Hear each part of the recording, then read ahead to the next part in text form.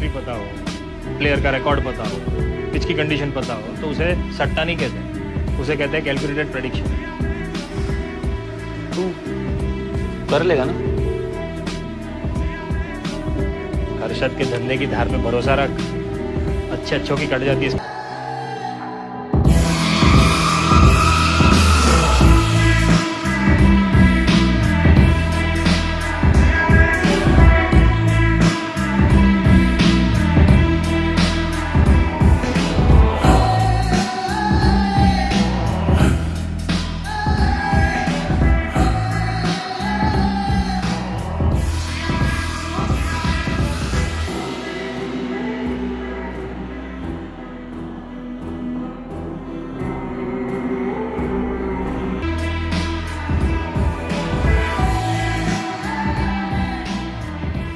Old school हो या new school, सबके सिलेबस में एक सब्जेक्ट कॉमन होता है, वो है एडमिशन। और वो मेरा फेवरेट सब्जेक्ट है, and I will be teaching you that. It's the same thing that we're gonna do. We're gonna calculately predict which university is better for you. So hi everyone, so welcome to another video. So this is your boy Adi. So today we'll be talking about how to select a university when you are actually applying abroad. So I've divided this video into a different timestamps, so that would be helpful for anyone who is actually looking for a specific content. So these are the following timestamps of the video that's available. So, criteria, and then giving a brief idea about the college ranking, and then probably giving you an example of how a real-time example of how I actually apply to a university, so you will have an all-round experience of how to apply for a given particular affecting a university. First thing that you need to look about is the job concentration in a particular area of US. So let me give you an example. For example, let's consider IT or computer science.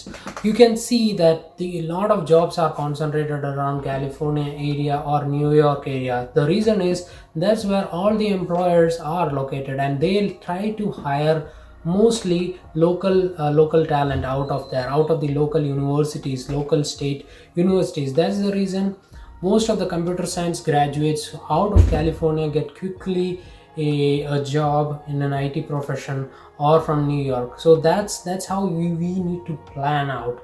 So if you are planning to actually do your masters or undergrad in computer science or IT, I would actually highly recommend you to choose a location, either California or New York, because those are actually providing with lucrative opportunities of getting a good job as early as possible, just right out of college, because those regions are the regions where there are a lot of companies that are hiring local talent.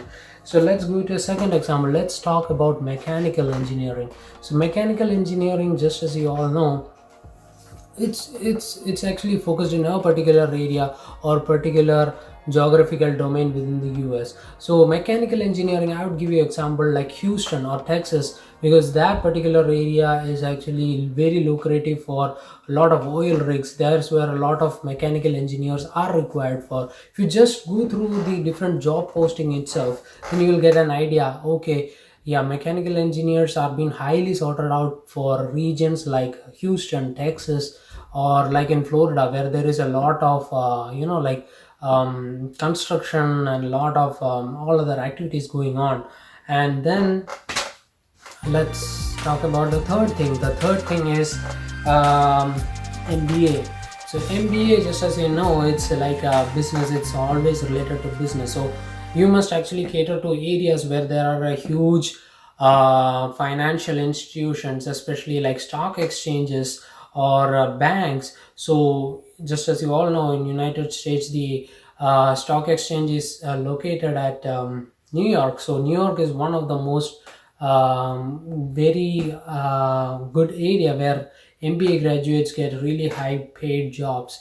And then North Carolina, this area is actually the hub for all the banks in the entire United States. So that's the region where you will see a lot of job postings who actually want MBA graduates. So now let's talk about the fourth category, electrical. That's my category or what I have done. So electrical engineering is basically tied to the regions where we have fabrication units, for where the electrical hardware is being developed. So if you go through the entire map of US, you can find that if you want to work in the semiconductor area within the electrical domain, you have to work in areas like Texas or in California, where they have the fabs already located. There you can see there are fabs of Samsung, fabs of AMD, Intel. These are all located in Texas. So if you are an electrical engineer concentrated on semiconductor devices or something like that, Houston might be a really good place for you to settle down or try to pursue for your higher studies, because there's a high probability you can get into a job that's actually related to what your field is or what you are actually planning to study. So I believe these I have covered what a high level idea. Okay, this is the job, and these are the area or these are the regions where they are highly concentrated or they are highly in requirement for. So I'll just highlight over this screen so that you guys can get a rough idea what I have briefly talked about. Like commerce majors and CPA, for them also New York and North Carolina, just as I said, like the financial heads of United States is a really good place to settle down or a really good place to pursue their higher studies, because there are high opportunities. You will get good jobs over there, really, because all the companies prefer local talent. I don't know about this corona right now, but typically what generally companies do is they try to hire from local state universities first, and then if they are not able to fulfill the local their demand or the need for new talent, then they go out or they actually search out for talent abroad. So that's how it used to be, but corona has changed everything. It's not just the jobs but everything. I know, like, most of the cases are now going online, like everyone is trying to search let's come to the fourth criteria, that's cost of living. So cost of living is not a big deal, I would say, but it's always better to actually accommodate for that particular thing also when you are actually aiming for coming to US for studying, because because $1 is equivalent to 75 Indian rupees, right? So every dollar you're gonna save is actually a bang in a buck, right? So what I would say is, like if you just look at the US geographically, there are certain areas that are like really economical to stay, where the average income or the average income of a person is very less, and the amount of money that you need to spend for groceries, or be it rent, be it electricity, be it utilities, anything, the amount of the money that needs to be spent is really less. So what that would actually enable you to save a sort of money. So let me give you an example to prove my point.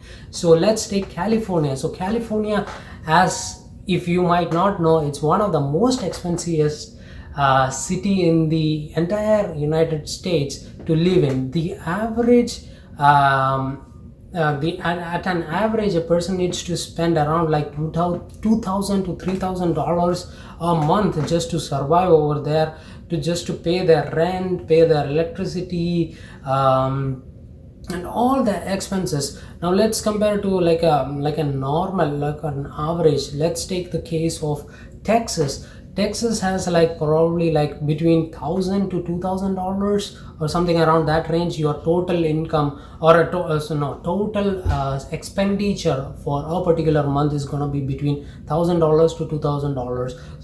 So that's based upon the geographical area. And there are some areas like Memphis or probably Tennessee. These areas are actually really cheap. So I'm telling really cheap in the sense, in a good way, so that you have to spend less amount of money to, like, just to survive over there. So that's really good. When you are a student, you really don't want to spend that much amount of money, especially on groceries, especially on rent, especially on utilities. You want to keep the bare minimum.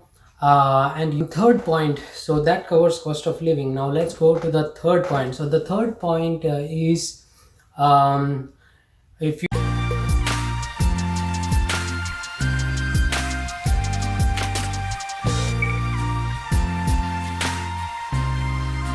you have any relatives or if you have a senior who had previously studied in a particular university that now you are planning to go or planning to pursue over there, so what that does is that gives you a feedback loop. Like for example, if your senior had probably studied over there a particular course, he can probably guide you through, hey, this is what my experience was, and 80 to 90 percentage of the time that's what your experience is also gonna be. And you will get a rough idea that, hey, this is what I can expect out of that particular university. So I would always highly recommend to go to a university where you know a person has graduated from, or you know a senior, a relative, or someone or the other, or you have a mutual friend at least, or have a word with them just before you apply to that university to just to get a whole round idea. Hey, this is what I heard, and is this what I'm gonna get out of this degree or not? So that's what I'm trying to say. And just briefing on this point, if you have it's always better to select a geographical area or a university where you have some form of relatives, or you have a friend or a mutual friend or something, because like when you are away from family, it's always better to be with someone whom you know, because there's that's like it's just like family away from home. So it's always better to keep a bond, to build new relationships and all that type of stuff. So it's always better if you know, if you've been to a place, or if you select a place where you have some friends, or if you have some relatives, or even if you have some acquaintance over there, rather than just going to like a new place or an old round alien place where you don't know anyone and just starting everything from scratch. Because like if you have a relative and now let's talk about the juiciest subject. The subject is college ranking. So college ranking is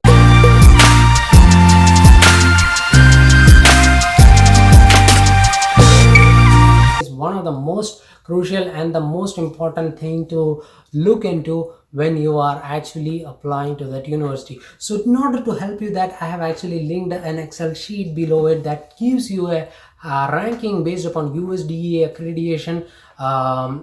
I have done this because I get always this question that, hey, which university is good for this particular, for mechanical, or which university is good for electrical, and is this a good university? So this Excel sheet would help you out. Just go through the list. I've listed the university, I've listed the course, and I've actually also provided the link for their admission page. So what it does is it does give you a high level idea of how that particular course is how that course is gonna look like. So just go through all of the universities, get a high level idea, and just keep in mind all the things that I just previously said, the things that I just previously mentioned in the just couple of minutes back. The criteria of the job criteria. The second thing that I talked about is the cost of living. The third thing that I talked about was relatives or friends or someone with whom you can study. And so keep in all these things in mind when you are actually going through this list. So you will have, okay, this university looks like it meets three or four things that I like, or something like that. Based upon that, you actually need to come up with at least six universities.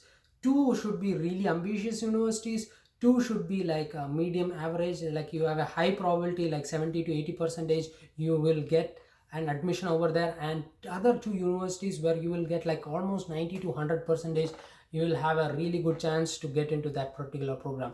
So based upon that, you need to select six universities from the below Excel sheet that I have mentioned.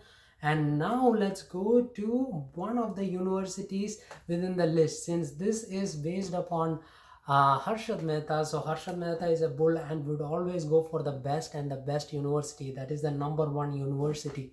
And here we go. Peace out.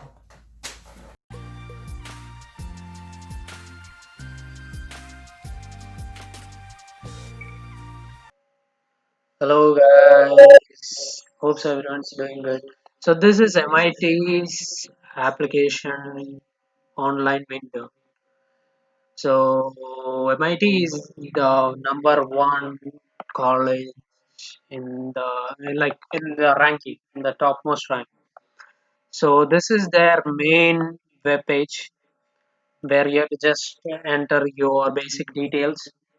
After you're entering all these details, you can probably get an email to you that would be actually sent to your uh, that would be actually sent to your email, and then you need to do all other things as accordingly. So right now I'm just entering my first name, and then after you have done all that process, you will receive this link for this website in your email, and this has um, actually all the details that you need to do for completing the application process. So let's just quickly deep dive in what exactly is the application process looks like. So this is basically like a welcome letter or something like that, or sort of a letter from the dean, and then followed by we are having it's pretty much self-explanatory. You just have to go through all this stuff. You need to just get a rough idea here what are all the eligibility criteria and all that type of stuff is being discussed, and then we'll just go through the next page. And um, yeah, it's just basically like pretty much we can understand like all the requirements are pretty much the same. It looks the same, and we can pretty much um, fill it accordingly. So let me know if you guys need like a full walk down of how to fill an online application. I would be more than happy to do that. But this is just a high level idea to give you an idea. Hey, um, what we need to expect and all that type of stuff. So hope so everyone would have a wonderful day and best of luck and peace.